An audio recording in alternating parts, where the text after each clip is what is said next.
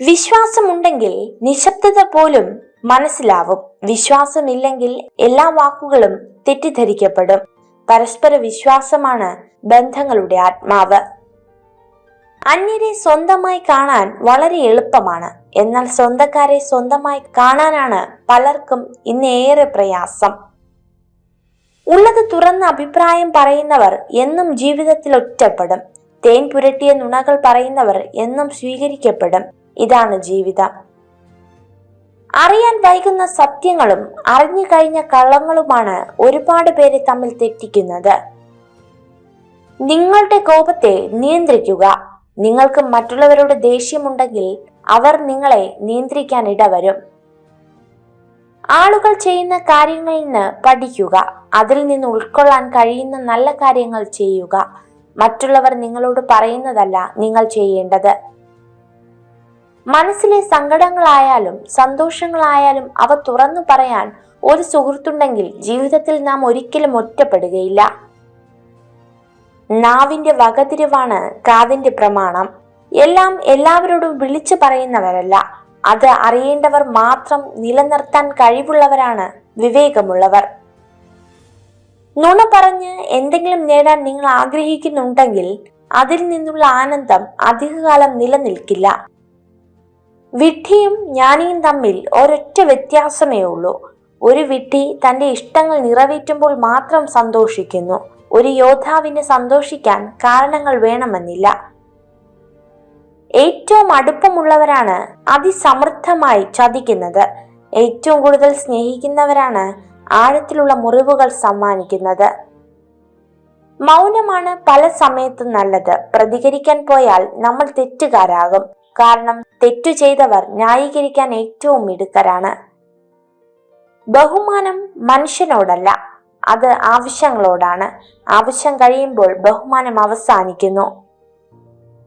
എപ്പോഴാണ് നമ്മൾ മറ്റുള്ളവർക്ക് ഭാരമായി തീർന്നത് അവിടെ നിന്ന് മൗനമായി പിന്മാറണം. നിശബ്ദതയിലൂടെ സഞ്ചരിക്കുക. ചെക്ക്മേറ്റ് പറയേണ്ട സമയമാകുമ്പോൾ മാത്രം മൗനം വെടിയുക.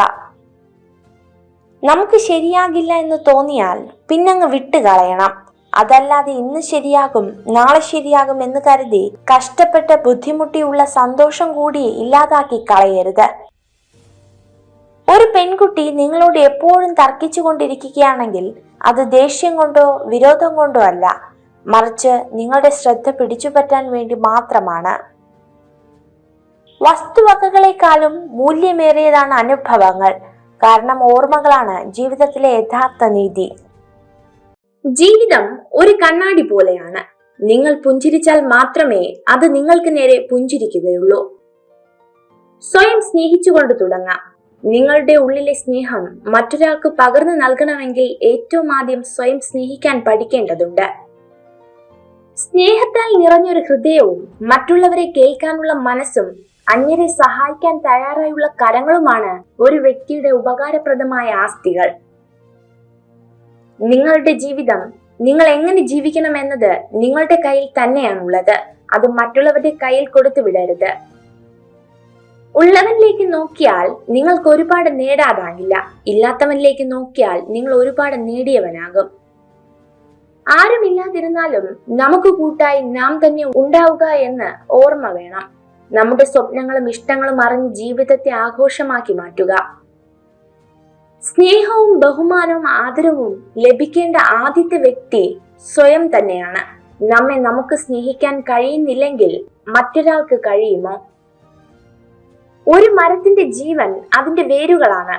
ഭംഗിയുള്ള പൂക്കളിലല്ല, അതുപോലെ പുഞ്ചിരിക്കുന്ന മുഖങ്ങളിലല്ല. നന്മയുള്ള മനസ്സുകളെയാണ് തിരിച്ചറിയേണ്ടതും കൂടെ നിർത്തേണ്ടതും.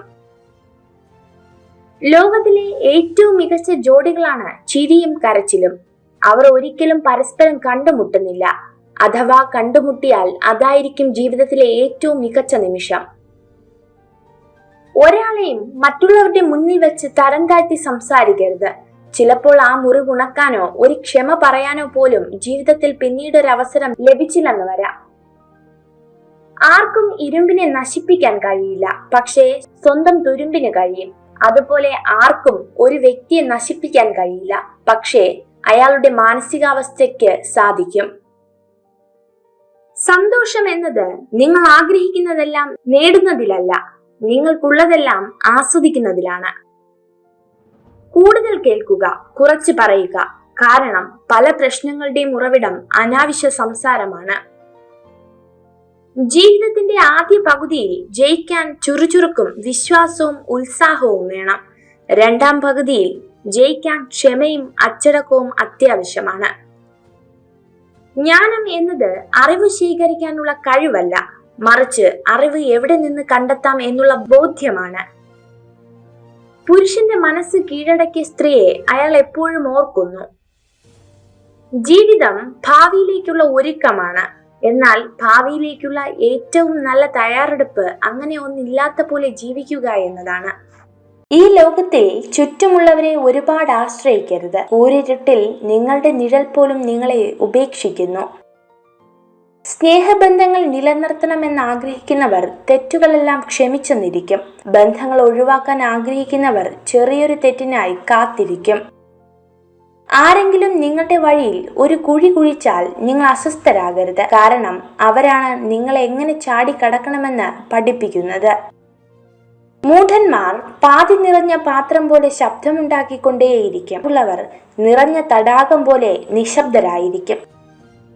സ്നേഹം കൊണ്ട് ക്രോധത്തെ ജയിക്കുക, പുണ്യം കൊണ്ട് പാപത്തെ ജയിക്കുക, ഔദാര്യം കൊണ്ട് പിശുക്കിനെ ജയിക്കുക, സത്യം കൊണ്ട് അസത്യത്തെ ജയിക്കുക. ചെയ്യുന്ന പ്രവൃത്തി ആസ്വദിച്ച് ചെയ്യാതെ വിജയം മാത്രം ലക്ഷ്യമാക്കി പ്രവർത്തിച്ചാൽ വിജയം നേടൽ പ്രയാസം തന്നെയാണ്. വിജയത്തിന്റെ ശരിക്കുമുള്ള അർത്ഥം മനസ്സിലാക്കാത്തവരാണ് എളുപ്പ വഴിയിലൂടെ വിജയം ആഗ്രഹിക്കുന്നത്.